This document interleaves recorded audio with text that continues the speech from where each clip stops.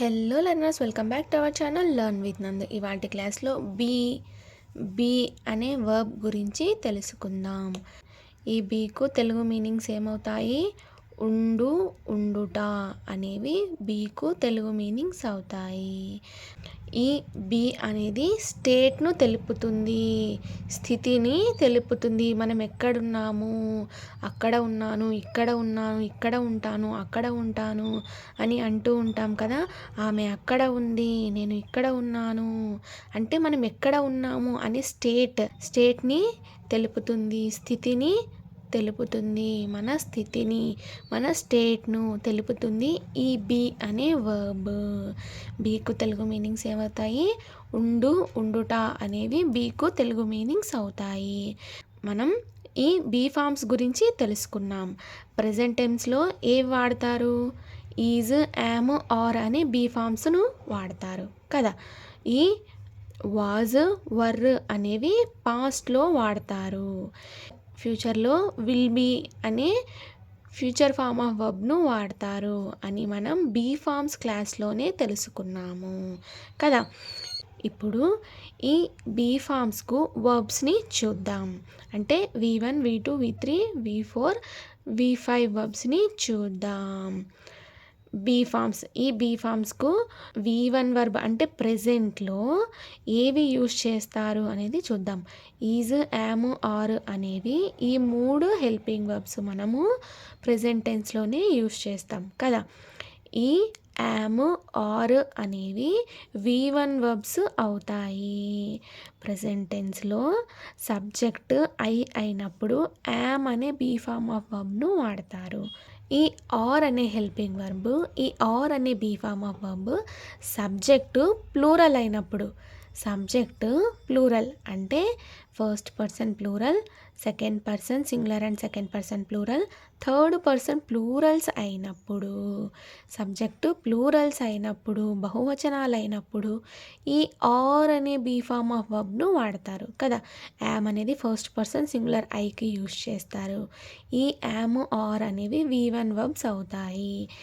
ఈ ఈజ్ అనేది V5 verb అవుతుంది. ఇది కూడా యూజ్ చేసేది ప్రెజెంట్లోనే, బట్ థర్డ్ పర్సన్ సింగులర్స్కి he, she, it, this, that అవుతాయి కదా. అవన్నీ థర్డ్ పర్సన్ సింగులర్స్ కిందకి ఏవేవైతే వస్తాయో వాటికన్నిటికీ ఈ ఈజ్ అనే బీ ఫార్మ్ ఆఫ్ వర్బ్ను వాడతారు. అర్థమైందా లెర్నర్స్? V1 వర్బ్స్ బీ ఫార్మ్కి ఏమవుతాయి? యామ్, ఆర్ అనేవి V1 వర్బ్స్ అవుతాయి. ఈజ్ అనేది V5 వర్బ్ అవుతుంది. వాజ్, వర్ అనేవి V2 వర్బ్స్ అవుతాయి. సబ్జెక్ట్ సింగులర్గా ఉన్నప్పుడు, అందులోనూ వాక్యం పాస్ట్లో ఉండాలి. వాక్యం పాస్ట్లో ఉంటూ సబ్జెక్టు సింగులర్ అయినప్పుడు ఈ వాజ్ అనే హెల్పింగ్ వర్బ్ను బీ ఫార్మ్ ఆఫ్ వర్బ్ని యూజ్ చేస్తారు. ఈ వర్ అనే హెల్పింగ్ వర్బ్ ఎప్పుడు యూజ్ చేస్తాము అంటే వాక్యం పాస్ట్లో ఉంటూ సబ్జెక్టు ప్లూరల్లో ఉన్నప్పుడు ఈ వర్ అనే బీ ఫార్మ్ ఆఫ్ వర్బ్ని యూజ్ చేస్తారు. ఇవి V1 వర్బ్స్ అవుతాయి, ఇవి V2 వర్బ్స్ అవుతాయి. ఇప్పుడు నెక్స్ట్ V3 వర్బ్ గురించి తెలుసుకోవాలి కదా. V3 వర్బ్ ఏమవుతుంది ఈ బీ ఫామ్కు అని అంటే బీన్ అనేది V3 వర్బ్ అవుతుంది.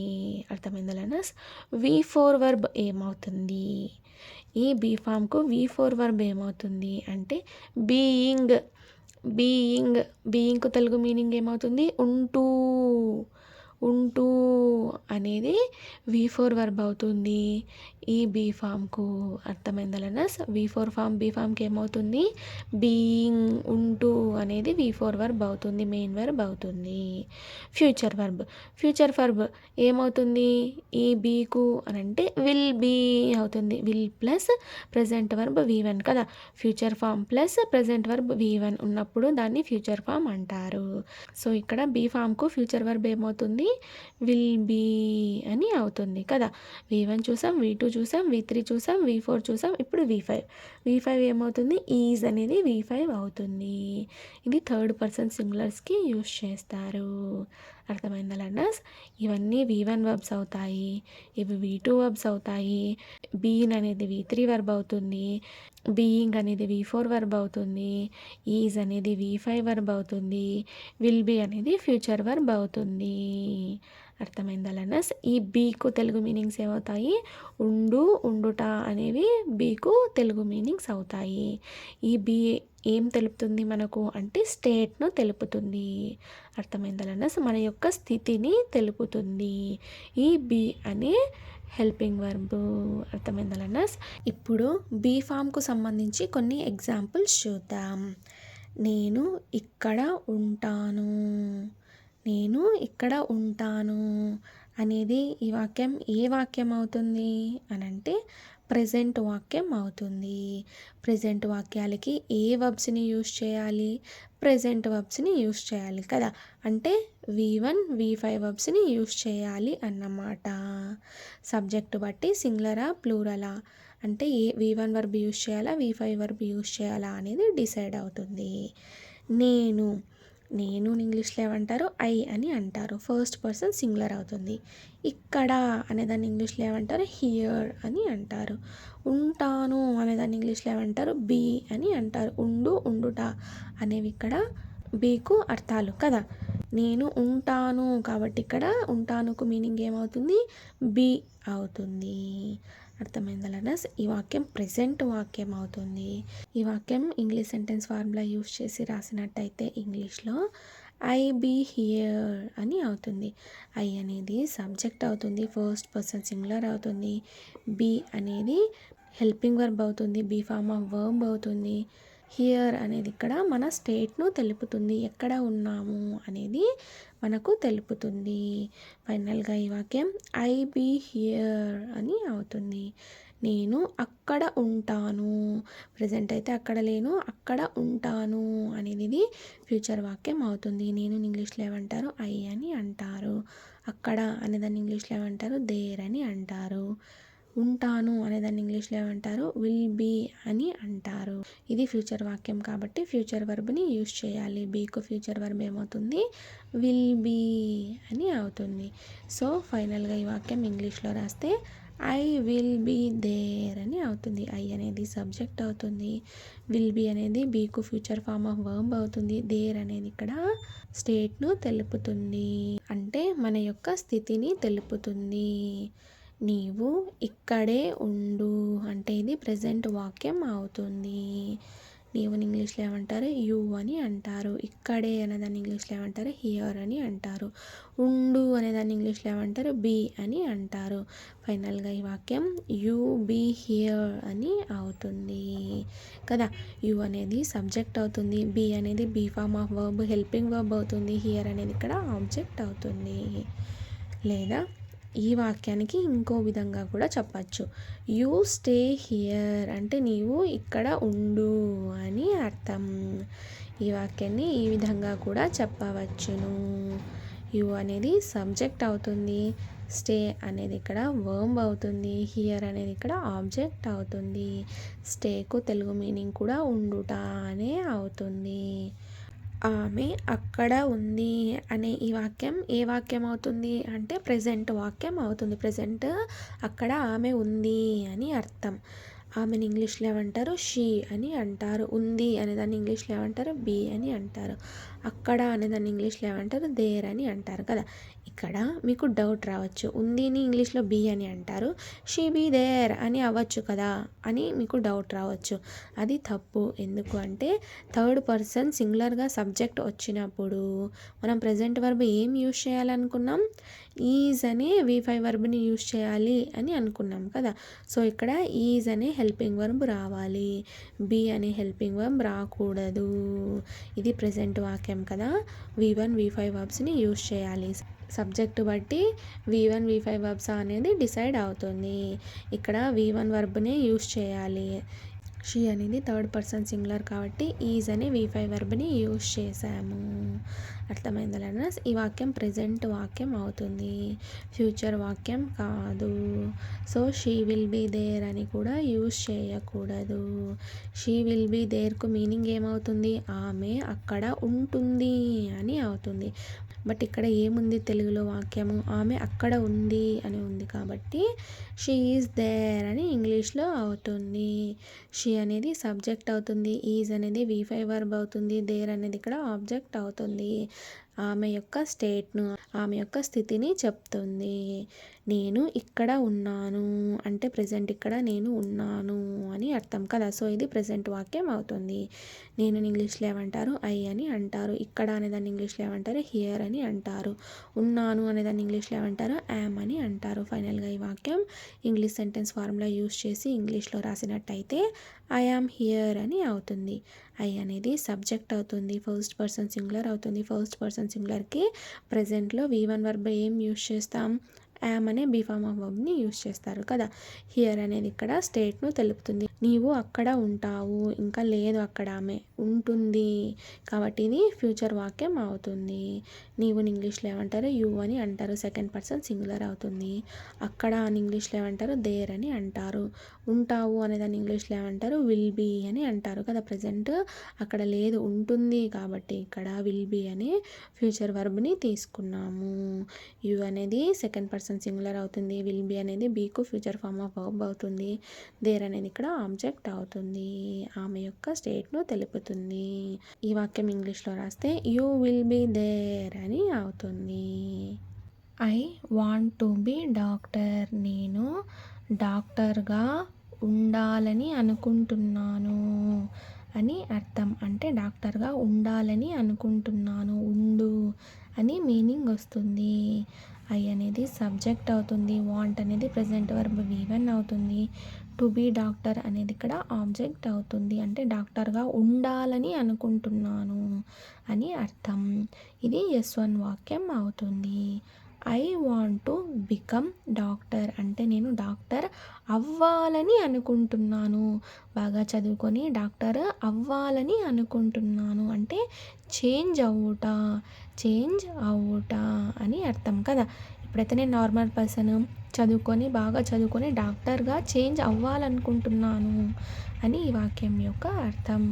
ఐ అనేది సబ్జెక్ట్ అవుతుంది, వాంట్ అనేది ప్రెజెంట్ వర్బ్ V1 అవుతుంది. టు బికమ్ డాక్టర్ అనేది ఇక్కడ ఆబ్జెక్ట్ అవుతుంది, ఇది కూడా S1 వాక్యమే అవుతుంది. She likes to be there, అక్కడ ఉండుట ఆమె ఇష్టపడుతుంది అంటే అక్కడ ఉండటం ఆమెకు ఇష్టం అని అర్థం కదా. సో ఇది కూడా S1 వాక్యమే అవుతుంది. షీ అనేది సబ్జెక్ట్ అవుతుంది, లైక్స్ అనేది ఇక్కడ V5 వర్బ్ అవుతుంది కదా. లైక్ V5 వర్బ్ ఏమవుతుంది లైక్స్ అని అవుతుంది. ఇక్కడ సబ్జెక్ట్ థర్డ్ పర్సన్ సింగులర్ కాబట్టి V5 వర్బ్ లైక్స్ యూస్ చేసాము. టు బీ దేర్ అనేది ఇక్కడ ఆబ్జెక్ట్ అవుతుంది. బీ అంటే ఏమిటి ఉండు అని మీనింగ్ కదా, అంటే స్టేట్ను తెలుపుతుంది. ఆమె అక్కడ ఉండుట ఇష్టపడుతుంది అని అర్థం. ఈ బీను ఫీలింగ్స్కి కూడా వాడతారు, అంటే హ్యాపీగా ఉన్నానా లేదా అన్హ్యాపీగా ఉన్నానా, చెడ్డగా ఉన్నానా మంచిగా ఉన్నానా, ఇలా ఫీలింగ్స్కి కూడా యూస్ చేస్తారు. బీను ఫీలింగ్స్కి కూడా వాడతారు. యూ బీ హ్యాపీ అంటే ఇది ప్రెజెంట్ వాక్యం అవుతుంది. మనం ఎదుటి వ్యక్తికి అంటే నువ్వు హ్యాపీగా ఉండు ఇప్పుడు అని చెప్పాలన్నప్పుడు ఈ వాక్యం యూస్ చేయొచ్చు. యూ బీ హ్యాపీ అంటే నీవు హ్యాపీగా ఉండు ఇప్పుడు అని అర్థం. ఫీలింగ్స్కి కూడా ఈ బీను యూస్ చేస్తారు. ఆమె ఆనందంగా ఉంది అనడానికి ఏమంటారు షీ ఈజ్ హ్యాపీ అని అంటారు కదా. షీ వచ్చింది కాబట్టి థర్డ్ పర్సన్ సింగులర్ సబ్జెక్ట్ వచ్చింది కాబట్టి ఇక్కడ పక్కన ఈజ్ అని వాడాలి, బీ అని వాడకూడదు. ఈజ్కు తెలుగు మీనింగ్ ఏమవుతుంది ఉంది అని అవుతుంది కదా, ఉన్నది అని అవుతుంది. కాబట్టి ఇక్కడ ఈజ్ అనే బీ ఫార్మ్ ఆఫ్ వర్బ్ని యూస్ చేసాము. హ్యాపీ అనేది ఇక్కడ మన ఎమోషన్ అంటే ఆమె యొక్క స్థితిని తెలుపుతుంది.